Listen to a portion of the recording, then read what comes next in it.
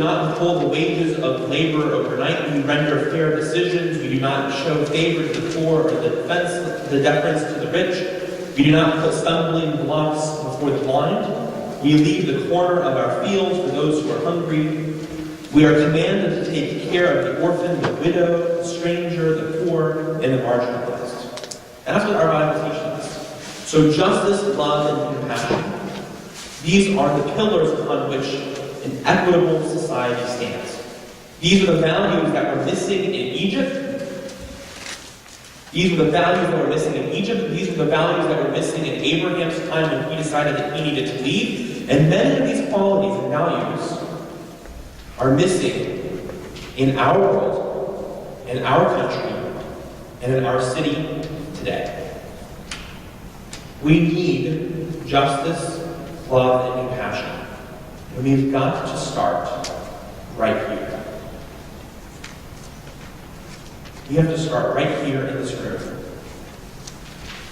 We need justice, love, and compassion, and we have to start right here with our fellows and our strangers. Now, I'm going to skip a few texts. I'm sorry. I get talking, I'm sorry. One of the challenges that we have to also think about is recognizing that each person was created in the image of God. Each of us is created in the image of God. It's said in Judaism that we're all created with Tselem Elohim, that there is a divine spark of holiness in each person. The problem is that when we don't know each other, when we aren't in relationship with one another, we are unable almost to be able to connect and see that divine spark in each person. I want to go to two texts. If later on, if someone asks about it, I'll talk about I Now and Martin Luther. But I want to go to Maimonides' Guide for the Perplexed. Do you see that? Is everyone following me where I am? Okay. He says, all ethical principles concern the mutual relations between one person and another, and are given for the benefit of society. Imagine a person who is alone and has no connection whatsoever with anyone else. None of that person's ethical qualities would be exercised or needed. They are necessary and useful only when a person comes into contact with others. We can be the best people in the world, but if we're living on a desert island, which I believe actually a lot of us are, we're living on a desert island, what good are those values? I also want to go down to Leviticus Rabbah 4:6. Rabbi Shimon, the son of Yochai, taught that this is like people that were sitting on a boat. One of them took a drill and began to drill under his own seat. His fellow traveler said to him, "What are you doing?" He said, "What do you care? I'm only drilling under my own seat." And they said, "The water will rise and cover us all." We are standing for the whole, not just for the narrow interests of a few. Who said individual consumerism? Is there a brother here? I think there's also a lot of people who are standing for themselves right now. And they're drilling holes underneath their own seats and not recognizing that the tide that comes up underneath affects a lot of people. To work for social justice is knowing that each of us needs help and that we have to respond to each other. Now, from the Talmud we learn, one day Honi, this may also not be a name that you want to give to your child. One day Honi was walking down the road and he saw the man planting a carob tree. And Honi said to him, "Since the carob tree doesn't bear fruit for 70 years, are you sure that you'll live 70 years and eat from it?" The man replied, "I found a world that was full of carob trees, just like my ancestors planted for me. So I plant for my descendants." We do this now, not because we're going to necessarily reap the benefits, but also for our children and their children and their children. One last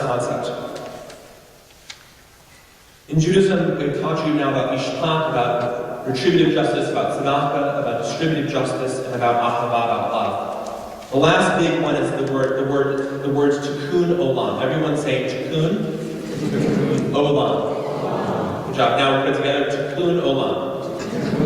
Fantastic. That means repairing the world. This is the work of the big stuff. And when I put on your page, do you see where you have tzedakah on one end and tikkun olam on the other end? All right? This is what I'm going to call the social justice continuum. Tzedakah, as I said, is charity and compassion. And that is giving someone a fish, or treating an illness, feeding the poor, going to a soup kitchen. It's needed and important. There are a lot of people who are suffering right now, and they need help. And we need to help alleviate that pain. But charity is not the same thing as world repair. Charity is not the same thing as world repair. If we are only doing the work of soup kitchens, and we are not answering the question of why do people need soup kitchens in the first place, then what are we doing? Does that make sense? You cannot fix the world with Band-Aids. Band-Aids are needed. We need to stop the bleeding. But if we are only stopping the bleeding and we are not doing the big stuff, if we are not doing the work of world repair, then we are not really doing it. We have to be willing to do both. World repair is teaching someone to fish. World repair is finding a cure. World repair is taking on systemic problems that are facing society and taking them on and taking action on them. Because we in our churches do this all the time, and our synagogues do this all the time. We pat ourselves on the back for going and doing some work at a soup kitchen. It feels great. Our families got out there. We did good. And we did. There are people, Temple Emanuel, we have a food pantry that's currently serving for about 420 families a month. And we do great work, and it's important work. And it's also Band-Aid work. And I'm not afraid to tell our members at Temple Emanuel that. Because we can feel good about ourselves and the work that we're doing, but if we're not confronting the issue of why people need food in the first place, and what's taking them there, and why they're having to use the food pantry in the first place, then what are we doing? Does that make sense? All right. Last text. Two texts. One is adapted from a book by Michael Walzer called Exodus and Revolution. I encourage you to read it. It's a fantastic book. Whenever I'm having problems writing a sermon, I read a page out of this book, and my mind gets going. Standing on the parted shores of history, we still believe what we were taught before we stood at Sinai's foot, that wherever we go, it is eternally Egypt, that there is a better place, a promised land. The winding way to the promise passes through the wilderness, and there is no way to get from here to there except by joining hands and marching together. Last, from Pirkei Avot, the ethics of our fathers, Rabbi Hillel said, "I am not for myself. Who will be for me? If I'm for myself alone, what am I? If not then, when?" Thank you.